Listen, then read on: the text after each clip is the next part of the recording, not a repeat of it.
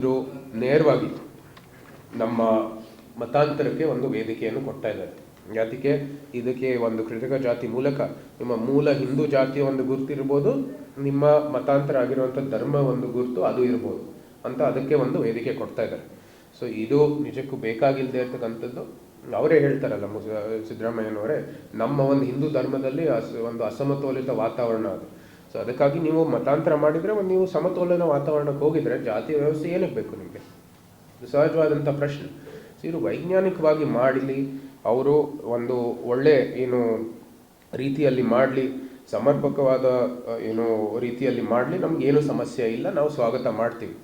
ಆದರೆ ಜೊತೆಗೆ 440 ಕೋಟಿ ವೆಚ್ಚದಲ್ಲಿ ಮಾಡ್ತಾ ಇದ್ದಾರೆ. ರಾಜ್ಯ ಏನೇನು ಸಮಸ್ಯೆಗಳು ಎದುರಿಸ್ತಾ ಇದೆ ಅಂತ ಅವರು ಗಮನಕ್ಕೆ ಬರಲಿ. ಗುಂಡಿ ಬಿದ್ದ ರಸ್ತೆಗಳಿದ್ದಾವೆ, ಅವ್ರ ಗ್ಯಾರಂಟಿಗಳು ಏನು ಸಂಪೂರ್ಣವಾಗಿ ಪೂರೈಸೋದ್ರಲ್ಲಿ ಅವ್ರಿಗೆ ಕಷ್ಟ ಆಗ್ತಾ ಇದೆ.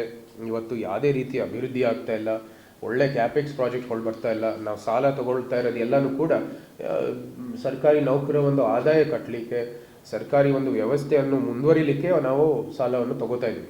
ನಿಜಕ್ಕೂ ನಾವು ಸಾಲ ಎಲ್ಲ ತಗೋಬೇಕಂದ್ರೆ ಅದು ಕ್ಯಾಪಿಟಲ್ ಇನ್ವೆಸ್ಟ್ಮೆಂಟ್ಗೋಸ್ಕರ ತಗೋಬೇಕಾಗಿದೆ. ಕೆಲವು ಒಂದು ಒಳ್ಳೆ ಮೂಲಸೌಕರ್ಯ ರೂಪಿಸೋದಕ್ಕೆ ನಾವು ತಗೋಬೇಕಾಗಿದೆ. ಆದರೆ ಇವರು ಬರೀ ತಮ್ಮ ಬಾರೋಯಿಂಗ್ಸ್ ತಗೊಳ್ತಾ ಇರೋದು ಬರೀ ತಮ್ಮ ಇನ್ಕಮ್ಮು ಮತ್ತು ಇತ್ಯಾದಿ ಎಲ್ಲ ತುಂಬಿಸೋದಕ್ಕೆ ಅವ್ರು ತಗೋತಾ ಇದ್ದಾರೆ. ಇದು ನಿಜವಾದಂಥ ಗಂಭೀರವಾದಂಥ ಒಂದು ಪರಿಸ್ಥಿತಿ. CAG ರಿಪೋರ್ಟ್ ನೀವೆಲ್ಲರೂ ನೋಡಿದ್ದೀರಾ. ಈ 440 ಕೋಟಿ ವೇಸ್ಟ್ ಮಾಡೋದು ಬದಲು ಇದೆಲ್ಲನೂ ಕೂಡ ಉಪಯೋಗಿಸ್ಕೋಬೋದು. ಯಾಕಂದರೆ ಕೇಂದ್ರದಿಂದ ಅಧಿಕೃತ ಜಾತಿ ಗಣತಿ ನಡೀತಾ ಇದೆ. ಸಂವಿಧಾನದ ಅಡಿಯಲ್ಲಿ ಜಾತಿ ಗಣತಿ ನಡೆಸುವ ಹಕ್ಕು ಅಥವಾ ಮಾನ್ಯತೆ ಕೇಂದ್ರ ಸರ್ಕಾರಕ್ಕಿದೆ. ಅದು ಅಧಿಕೃತವಾಗಿ ನಮ್ಮ ಪ್ರಧಾನಮಂತ್ರಿ ಅವರು ಘೋಷಣೆ ಮಾಡಿದ್ದಾರೆ, ನಾವು ಮಾಡ್ತೀವಿ ಅಂತ. ಜಾತಿ ಗಣತಿ ಜೊತೆಗೆ ಜನಗಣತಿ ಜೊತೆಗೆ ಜಾತಿ ಗಣತಿ ಮಾಡ್ತೀವಿ ಅಂತ ಅಧಿಕೃತವಾಗಿ ಹೇಳಿದ್ದಾರೆ. ಈ ಎಲ್ಲ ನಡೀತಾ ಇರುವಾಗ ಯಾವ ಒಂದು ಸಂಸತ್ತಿಗೆ ಮಾನ್ಯತೆ ಇದೆ ನಡೆಸೋದಕ್ಕೆ, ಎಲ್ಲ ಹಿನ್ನೆಲೆಯಲ್ಲಿ ಇಲ್ಲಿ ರಾಜ್ಯದಲ್ಲಿ ಇದು ಮಾಡೋ ಅವಶ್ಯಕತೆಯೇ ಇಲ್ಲ.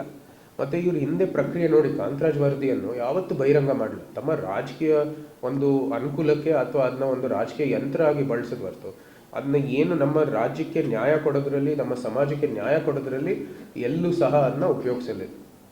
ಸೊ ಇದು ಭಾಳ ಗಂಭೀರ. ಮತ್ತು ಇಂಥ ಒಂದು ಬೆಳವಣಿಗೆ ನಮ್ಮ ರಾಜ್ಯದಲ್ಲಿ ಏನು ಬಂದಿದೆ ಅದು ಅತ್ಯಂತ ಗಂಭೀರವಾದದ್ದು.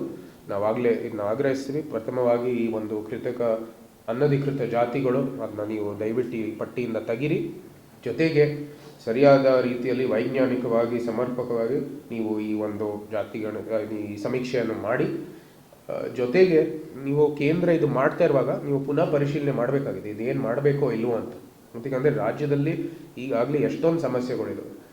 ಕೊನೆಯದಾಗಿ ಎಲ್ಲಕ್ಕಿಂತ ಮುಖ್ಯವಾಗಿ ಈ 15 ದಿನದಲ್ಲಿ ಒಂದು ನಿಜಕ್ಕೂ ಏನೂ ಸಮಯ ಇಲ್ಲದೆ ಇರುವಂಥ ಟೈಮಲ್ಲಿ, ಯಾರಿಗೂ ಸರಿಯಾದ ರೀತಿಯಲ್ಲಿ ತರಬೇತಿ ಆಗಿರುವಂಥ ಸಮಯದಲ್ಲಿ, ಯಾಕಂದರೆ ಇದು ಸಮೀಕ್ಷೆ ಮಾಡೋರು ಅವ್ರಿಗೆ ಒಂದು ರೀತಿ ತರಬೇತಿನೂ ಕೂಡ ಆಗಿರ್ಬೇಕು.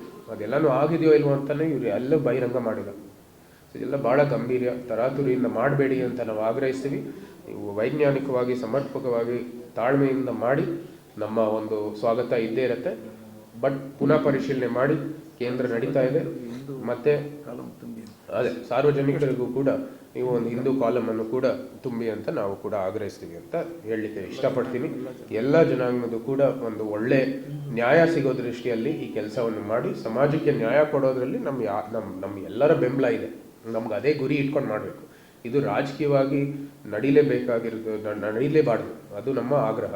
ಜಾತಿ ಗಣತಿ ಸಮೀಕ್ಷೆಗಳು ಎಲ್ಲನೂ ಕೂಡ ಸಮಾಜಕ್ಕೆ ನ್ಯಾಯ ಕೊಡೋ ದೃಷ್ಟಿಯಲ್ಲಿ, ಸಮಾಜಕ್ಕೆ ಲಾಭ ಕೊಡೋ ದೃಷ್ಟಿಯಲ್ಲಿ ನಾವು ಇದು ಮಾಡಬೇಕಾಗಿರೋದು.